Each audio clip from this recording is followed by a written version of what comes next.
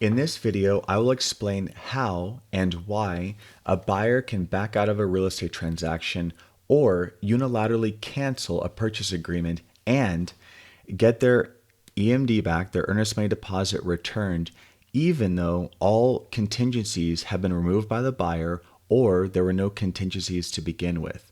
Now, this is coming up more and more because we're in this crazy seller's market and buyers are making offers with waived contingencies or very short contingency periods. And then once all contingencies get removed, buyers will get stuck and they'll find out that they can't back out or something came up. So now more than ever, I've gotten these calls about what to do and what options a buyer has. So I'm not advocating for buyers to use this loophole. I'm just telling you that this exists and everyone should know about it. Now, I know we're looking at a sea of text here. Don't get overwhelmed. I'm not going to read through it and make this super boring by reading a bunch of legal text. I'm just going to show you where the provision is in the purchase agreement. And I need to preface this by saying that business is conducted slightly differently in Northern California and Southern California.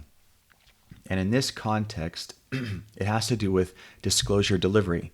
Now, in Northern California, disclosures are delivered prior to both parties entering into a purchase agreement, or typically they're delivered prior to entering the purchase agreement.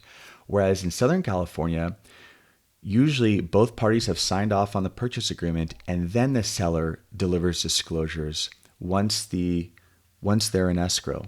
Now, in Northern California, it's actually more efficient to deliver disclosures prior. And I'll show you in this context, and I'll draw your attention here to paragraph 11G of a purchase agreement. It says if any disclosure specified and it names paragraphs where those disclosures are referenced, or there's an amended disclosure that's delivered to the buyer after the offer is signed, then the buyer has up to 3 days if deliveries of this disclosure is done in person, or 5 days if it's in the mail or email, and email's basically the industry standard, to cancel. So what that means is if all disclosures were delivered prior to entering into a contract, meaning both parties have not signed the purchase agreement yet, if all disclosures are delivered prior, this closes the loophole for the buyer. And that's what you see as being standard in Northern California. However, there's a big exception to that, and that is amended disclosures or HOA disclosures. HOA disclosures are typically, or I should say HOA docs, are typically delivered while in escrow. Now, that will afford the buyer more time to review those docs, even if the buyer already received disclosures prior to going into the contract. Or let's say the seller remembered something, or that they didn't put on the transfer disclosure statement, or maybe something happened, like there was a flooding during the escrow.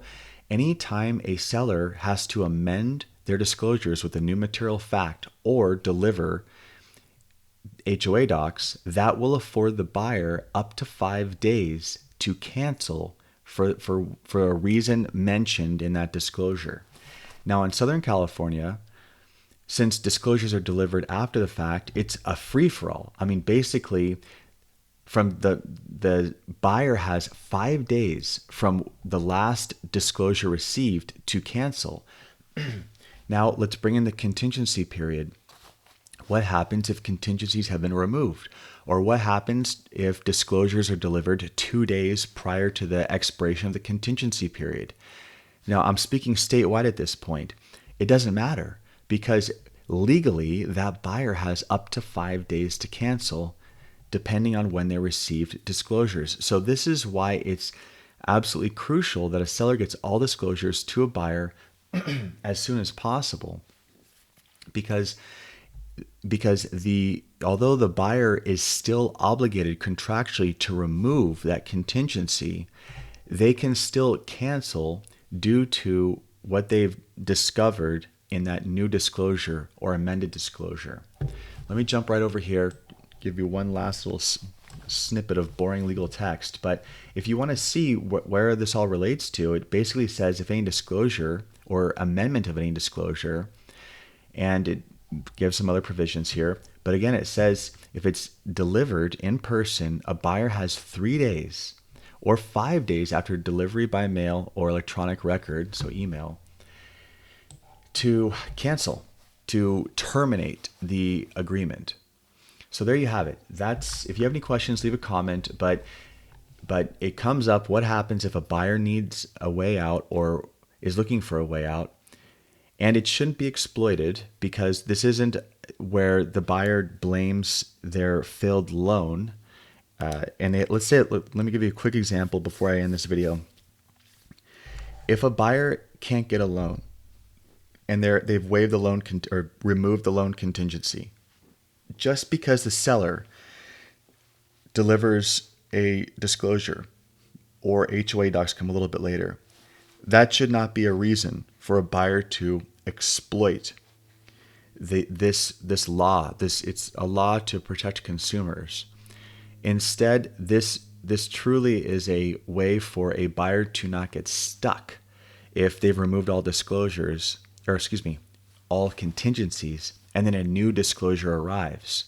Because obviously, if you've removed all contingency and your deposits become non-refundable, it's not fair to a buyer to be stuck and then a seller to say, oh, by the way, there's this thing that's wrong, or there's this thing in the CC&Rs of the HOA that restrict you having your dog, or something important that could affect the desirability of the property to the buyer.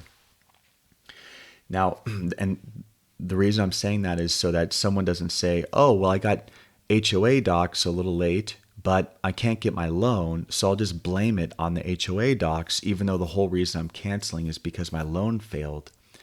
Anyway, if you have questions about scenarios, leave a comment. I hope you found this helpful. Thanks for watching.